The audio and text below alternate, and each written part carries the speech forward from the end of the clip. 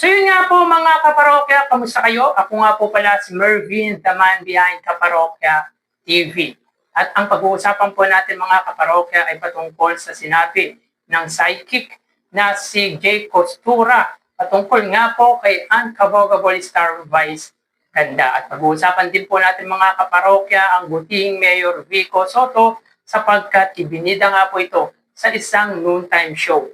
Pero bago natin talakayan yan mga kaparokya, kung bago lang po kayo sa aking channel at kung gusto niyo po ng ganitong klaseng content, ay makikiusap po ko sa inyo mga kaparokya na pakisubscribe ang aking YouTube channel, paki-like and share nyo na rin nang sa gayon ay mas dumami pa po makapanood ng mga in-upload po natin video araw-araw. Maraming salamat po at sobrang na-appreciate ko po kayo mga kaparokya. So, ang unang topic natin mga kaparokya ay walang iba kundi ang baby ng Itbulaga na si Queen Amber Torres. So, sino ang sumusubaybay dito sa Itbulaga? Napanood nyo na po ba yung commercial or yung first ever commercial po ng Itbulaga baby na si Queen Amber Torres? Ito po mga kaparokya ang kauna-unahang commercial ni Queen Amber Torres. So yun nga po mga kaparokya, pinost na nga po ng Cebu Pacific ang commercial ng Itbulaga baby na si Queen Amber. So as of the moment mga kaparokya ay inactive nga po si Queen Amber Torres sa Itbulaga. Of course mga kaparokya, mas priority po nito ang pag-aaral dahilan kung bakit mas minabuti po nitong maging hindi aktibo sa showbiz. Well, mga kaparokya, para sa akin ay good choice po ang unahin ang pag-aaral kaysa sa pag-aartista. Pero mga kaparokya, meron naman na pong opportunity si Queen Amber Torres since nagmula naman siya or produkto nga po siya ng Itbulaga. Tulad nga po ng commercial nito sa Cebu Pacific. So, umpisa pa lang po yan mga kaparokya. At expect po natin na mas madadagdagan pa po ang mga commercial na gagawin ni Queen Amber Torres. Sa mga hindi po nakakaalam mga kaparokya, si Queen Amber Torres po ang Grand Champion sa Barangay Cinema Child Star of the Year. So congratulations mga kaparokya kay Queen Amber Torres. Nakakalungkot na nakakatuwa mga kaparokya sapagkat yun nga po ang nakakalungkot po dito ay hindi na nga po natin nakikita or napapanood si Queen Amber sa Itbulaga. Pero ang nakakatuwa dito ay mas naging priority nito ang pag-aaral kaysa sa pag-aartista. Ang pag-aartista nandyan lang po yan kung gugustuhin niya. Pero ang pag-aaral mga kaparokya ay kayamanan yan na hindi mananakaw ninuman. So again, congratulations kay Queen Amber Torres. So yun nga po mga kaparokya, medyo na-intriga po tayo sa write-ups na ito ng Lion Here TV patungkol nga po sa prediction ng isang psychic na si Jay Costura patungkol kay Uncavogable Vice Ganda. So yun nga po mga kaparokya, ayon sa prediction ni Jay Costura mga kaparokya, si Vice Ganda ganun pa rin. Ang daming gustong magpabagsak sa kay Vice Ganda. So bakit ba gustong pabagsakin si Vice Ganda? Unang-una mga kaparokya, syempre sikat si Vice Ganda. Kumbaga mga kaparokya, negative or positive criticism ay still criticism. Kumbaga mga kaparokya, talagang sikat naman po kasi si Vice Ganda.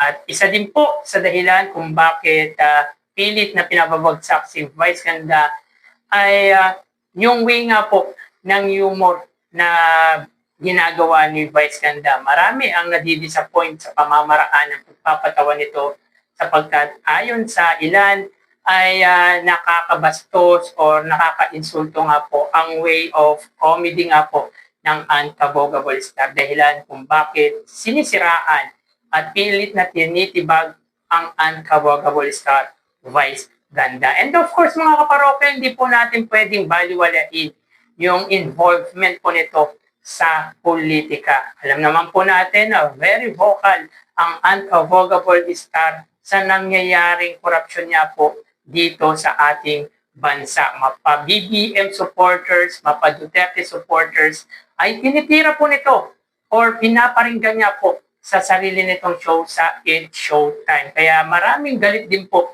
kay Vice Ganda. Pero para sa akin mga kaparokya, at least kahit papaano ay meron pa rin pong vocal or may nagsasalita para sa isang ordinaryo na ninanakawan niya po ng mga politikong mapagsamantala dito sa ating bansa. At least kahit papaano merong tao na handang tumindig para sa ating mamamayang Pilipino. Pero syempre mga kaparokya, hindi rin po natin masisisi yung mga supporters ng Pangulong Bongbong Marcos and of course yung supporters nga po ng dating Pangulong Duterte or mga Duterte. So ituloy po natin na basahin ang write-ups na to or sinabi ni Jake Costura patungkol nga po kay Vice Ganda. Worried lang ako sa health niya kasi lagi kong nararamdaman yung pangangasim ng sikmura niya. So yun ang nafe-feel ko na iniinda niya. Sa nakikita ko sa mga mata niya, sometimes siguro dala ng pagod. I can say na may lungkot siyang nararamdaman minsan, so mabilis siyang matamaan ng stress, anxiety. Well, mga kaparokya, hindi naman po posible na tamaan po siya ng anxiety sapagkat sa industriyang kanyang ginagalawan ay may possibility na magkaroon po siya ng stress. So, isa nga po dyan mga kaparokya, yung pagod, yung problemang dumarating sa kanya. Siyempre, hindi naman po maiwasan yan dahil marami po siyang trabahong inaatupag, mga mall shows, mga out of town or out of the country show, commercials, endorsement, movies, sabihin natin pelikula, and of course, ang It's Showtime. So makakaramdam po talaga si Vice Ganda ng anxiety at talagang pagod ang mararamdaman ng unkabogable star Vice Ganda. Pero yung gantong prediction mga kaparokya ni Jake Costura, kilalang psychic nga po to si Jake Costura, ay wag din po sanang baliwalain ng unkabogable Vice Ganda sapagkat guide po ito. Kumbaga mas mabuting mag-ingat nang sa gayon ay maging healthy ang kanyang kalusugan. Kumbaga ito ay paalaala lang naman mga kaparokya ng isang psychic. Wala naman pong mawawala kung mag-iingat po ang unkabogable star Vice Ganda. So, we consider mga kaparokya na malaki rin po talaga ang naitutulong di lang po sa entertainment ni Vice Ganda, even sa economic ng ating bansa. Dahil milyon-milyon po ang ibinabayad na buwis na ni Vice Ganda. So, again mga kaparokya, totoo man po ito or hindi, hula man ang naging prediction para kay Vice Ganda ay mas mabuting mag-ingat ang unkabogable star na si Vice Ganda. Samantala, kahapon mga kaparokya ay ibinida ang butihing Mayor Vico Soto sa isang noontime show at yan nga po ay sa It's Showtime. Ibinida po siya ng unkabogable star Vice Ganda. So panoorin po natin to mga kaparokya. Tapos on call po na linis. Madami kang racket. Yes. Masipag yan. Masipag. Yes. Yan ang kailangan kabuhay natin. Yes. Oo. Hinahangaan ka namin na napakasipag mo. Hindi ka sumusuko sa laban ng buhay. Single mom, kayang gawin lahat para sa mga anak. Yes. Yes. Single mom or single or may asawa. Diba? Kilos tayo at tayo papayat. Diba? Ako, kilos na yun ang ginagawa ko. Kaya congratulations. Sige po. Diba? At mamalan ka kasi habang nagsisipag ka at nakikipagsapalaran, meron kang pinuno sa lungsod ninyo na nakikipaglaban din pa. Yes po. Diba? Si Mayor Vico Soto. Diba? Pagulong at patuwag niya siya sa mga ipinaglalaban niyo at sa kagustuhan niyo magkaroon ng mas maayos na tao. Yes po. Yes. Thank you very With much. us, Mayor Vico Soto.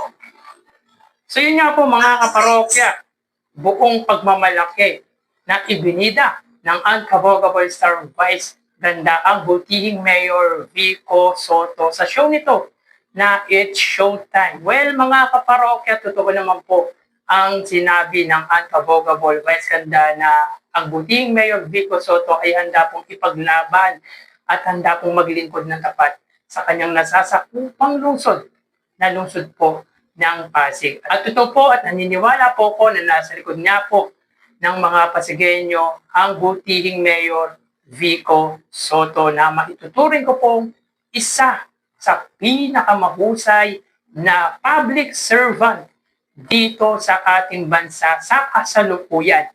Kumbaga mga kaparokya, sabihin po natin na number 1 siya sa lahat ng politiko na nanunungkulan sa kasalukuyan dito sa ating bansa, mapa-mayor, congressman, senator, vice president or president man yan mga kaparokya. Para sa akin, ang butihing Mayor Vico Soto ang namumukod tanging public servant na talagang lumalaban para sa ikabubuti ng kanyang mamayan at ng kanyang lungsod. So minsan lang mag-build up mga kaparokya si Vice Ganda ng isang public servant sa It's Showtime.